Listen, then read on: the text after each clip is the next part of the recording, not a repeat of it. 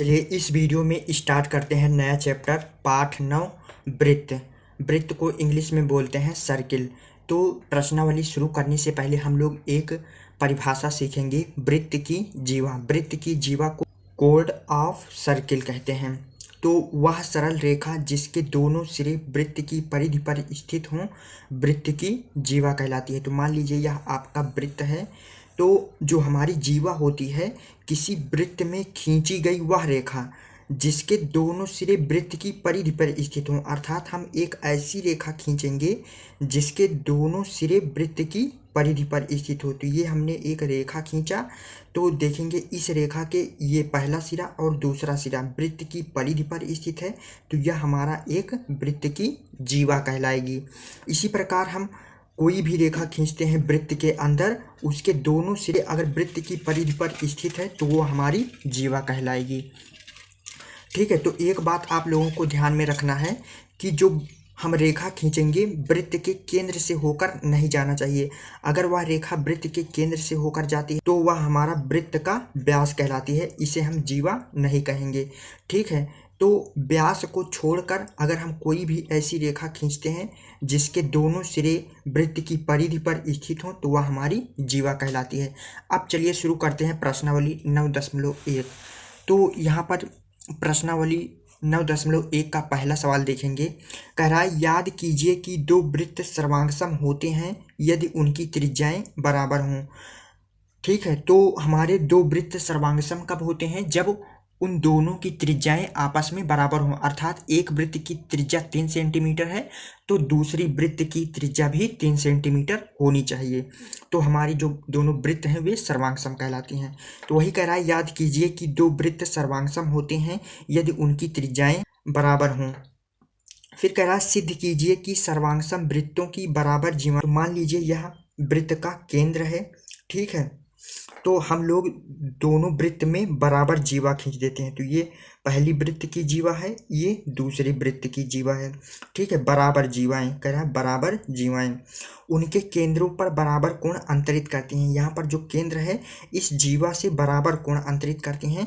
तो कोण अंतरित करने के लिए हमें इस जीवा के पहले बिंदु से अर्थात पहले सिरे से यहाँ पर त्रिज्या खींचना होगा और जीवा के दूसरे सिरे से भी हमें त्रिज्या खींचना होगा। इसी प्रकार दूसरे वृत्त में भी खींचेंगे, यहाँ पर जीवा के दूसरे सिरे से त्रिज्या खींचेंगे और जीवा के पहले सिरे से भी हम त्रिज्या खींच देंगे। अब कह रहा है कि यहाँ से जो जीवा से कोण अंतरित कर रहा है केंद्र पर, ये वाला कोण और ये वाला कोण, ये दोनों कोण हमें बराबर सिद्ध करना है। ठीक है, तो हम नाम दे रहे हैं, ये नाम दे रहे हैं ए बी सी और ये नाम दे रहे हैं पी क्यू आर। ठीक है, तो प्रश्न समझ में आ गया होगा हमें क्या दिया है, क्या सिद्ध करना है। हमें सर्वांगसम वृत्त दिया गया है और बराबर जीवाएं दी गई हैं। हमें कोण ए और कोण पी, इन दोनों कोण को बराबर सिद्ध करना है। तो जो प्रश्न में दिया होता है उसको सबसे पहले लिख लेते हैं। तो यहाँ पर लिखेंगे हेडिंग डाल के प्रश्न में जो दिया है। तो ये दोनों वृत्त सर्वांगसम वृत्तों को कैसे लिखेंगे? देखिए इस वृत्त का केंद्र है ए, तो यहाँ पर लिखेंगे सर्कल ऑफ ब्रैकेट के अंदर लिखेंगे ए कामा, उसके बाद वृत्त की त्रिज्या, देखिए सर्वांगसम वृत्त है तो वृत्त की त्रिज्याएं समान होंगी, तो हम दोनों वृत्त की त्रिज्या r मान ले रहे हैं। तो यहाँ पर इस वृत्त की त्रिज्या r है तो r लिख देंगे, ये हो गया। अर्थात ये पहला वृत्त है सर्वांगसम है तो सर्वांगसम का चिन्ह इस प्रकार लगता है। दूसरे वृत्त को लिखेंगे, वृत्त का केंद्र P है तो यहाँ पर लिखेंगे सर्कल ऑफ ब्रैकेट के अंदर P कामा वृत्त की त्रिज्या r है तो कामा r। ये हमें प्रश्न में दिया है। तो वृत्त को कैसे लिखते हैं यह समझ में आ गया होगा। उसके बाद दिया है जीवाएं बराबर हैं, अर्थात जीवा BC बराबर है जीवा QR के। तो यहाँ पर लिखेंगे BC बराबर है QR के। ये दो चीज़ें हमें प्रश्न में दी गई। जो हमें सिद्ध करना होता है उसको लिखते हैं। तो यहाँ पर लिखेंगे सिद्ध करना है। तो हमें क्या सिद्ध करना है? हमें सिद्ध करना है कि कोण A बराबर है कोण P के। तो यहाँ पर लिखेंगे कोण A बराबर है कोण P के, ये हमें सिद्ध करना है। तो अब जहाँ से हम लोग सिद्ध करना स्टार्ट करते हैं तो उसके लिए हम लोग हेडिंग डालते हैं उपपत्ति। तो यहाँ से लिखेंगे उपपत्ति। तो इन दोनों वृत्त में एक एक त्रिभुज दिख रहा है, तो इन्हीं दोनों त्रिभुज के अंदर हम लोग हल करेंगे।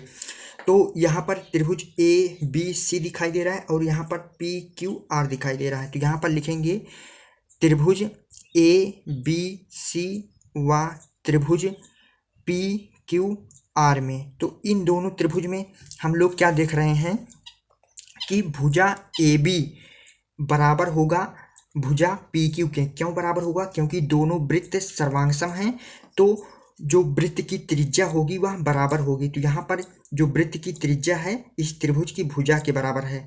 ठीक है, तो यहाँ से हमारा ए बी बराबर हो जाएगा पी क्यू के। तो यहाँ से हो गया हमारा ए बी बराबर हो गया पी क्यू के। तो यहाँ पर यह दोनों क्यों बराबर है? तो कारण लिख देंगे सर्वांगसम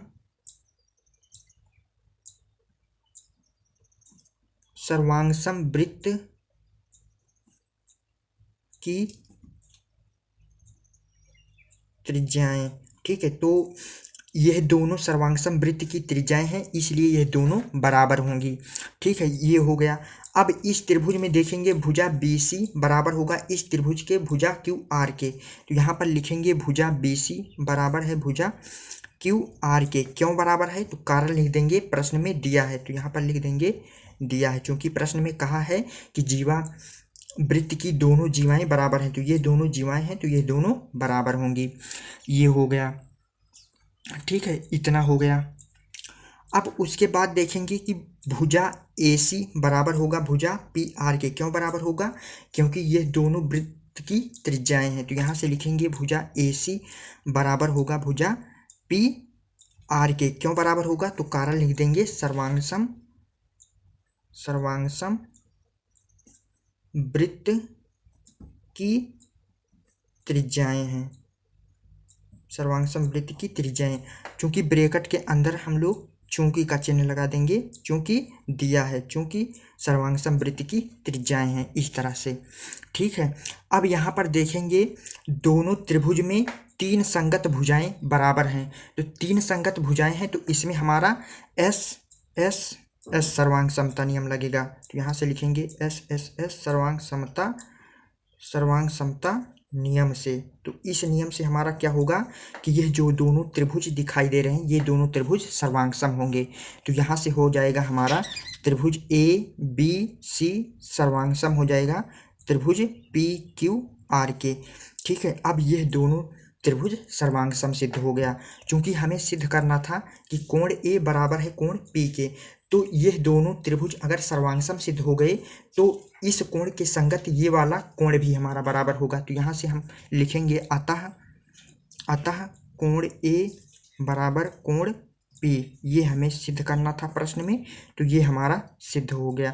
तो आई होप आपको सवाल नंबर 1 अच्छे से समझ में आ गया होगा किस तरह से प्रश्न नंबर 1 को सिद्ध करेंगे। चलिए प्रश्न नंबर 2 देखते हैं। 2 नंबर प्रश्न कह रहा है सिद्ध कीजिए कि यदि सर्वांगसम वृत्तों की बराबर त्रिज्याएं उनके केंद्रों पर बराबर कोण अंतरित करें तो जीवाएं बराबर होती हैं। तो हमें प्रश्न नंबर 1 में कोण सिद्ध करना था और प्रश्न नंबर 2 में हमें जीवा बराबर सिद्ध करना है। ठीक है, जस्ट प्रश्न नंबर 1 का उल्टा है। तो यहाँ पर ये 2 वृत्त दिख रहा है, हमें क्या सिद्ध करना है? अगर इस केंद्र से बराबर कोण अंतरित करें, तो मान लीजिए ये कोण है और इस वृत्त में ये वाला कोण है, इन दोनों कोण ये दोनों कोण बराबर दिए गए हैं। हमें इससे अंतरित करने वाली जीवाओं को बराबर सिद्ध करना है। ठीक है, तो जिस प्रकार प्रश्न नंबर 1 में हमने माना था, तो यहाँ पर मान लेंगे ए बी सी, उसी प्रकार पी क्यू आर। ठीक है, हमें इसमें बराबर कोण दिया गया है और सिद्ध करना है कि जीवाएं बराबर हैं। ठीक है, ये करना है। तो प्रश्न में क्या दिया है उसको लिख लेते हैं। तो यहाँ पर लिखेंगे प्रश्न में जो दिया है। तो प्रश्न में क्या दिया है कि ये दोनों वृत्त सर्वांगसम है। तो इन दोनों वृत्त को कैसे लिखेंगे?